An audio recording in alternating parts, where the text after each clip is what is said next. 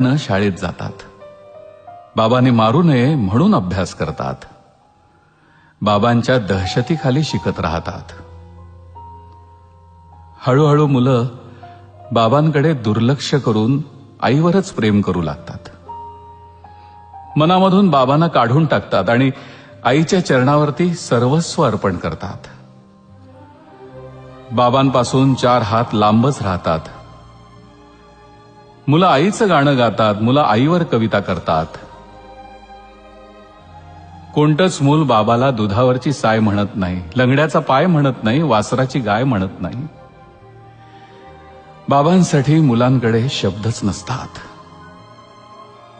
मुलाच्या पायाला ठेच लागली तरी मुलं बापरे म्हणत नाहीत आणि साने गुरुजींनाही श्यामचा बाप दिसत नाही. आई घरात असली की कसं घर भरल्यासारखं वाटतं. बाबा घरात असले की मात्र स्मशान शांतता. मुलं शपथ सुद्धा आईचीच घेतात.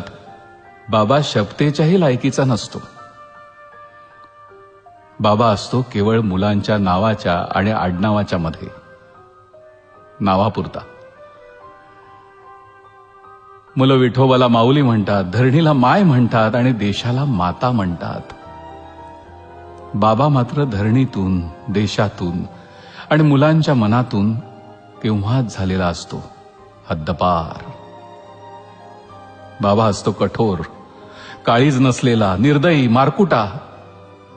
बाबा असतो मुलांच्या स्वप्नात येणारा बागुलबुवा. बाबा म्हणजे केवळ रुपये पैसे कमवण्याचं यंत्र. तेवढं काम त्यानं केलं की त्याचं कर्तृत्व संपलं. पण मग असं असूनही बाबा मेल्यावर मुलांच्या छातीत धडकी का भरते?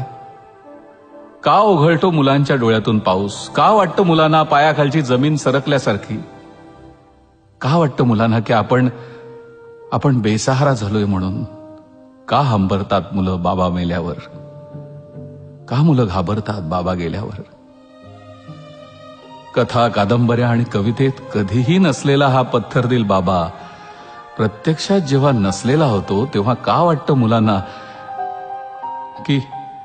की डोळे मिटून जी प्रेम करते तिला प्रेयसी म्हणतात, डोळे उघडे ठेवून जी प्रेम करते तिला मैत्री म्हणतात, डोळे वटारून जी प्रेम करते तिला पत्नी म्हणतात आणि स्वतःचे डोळे मिटेपर्यंत जी प्रेम करते तिला आई म्हणतात. पण डोळ्यात प्रेम न दाखवता जो प्रेम करतो त्याला बाबा म्हणतात. शेअर करा ना एका बाबासाठी.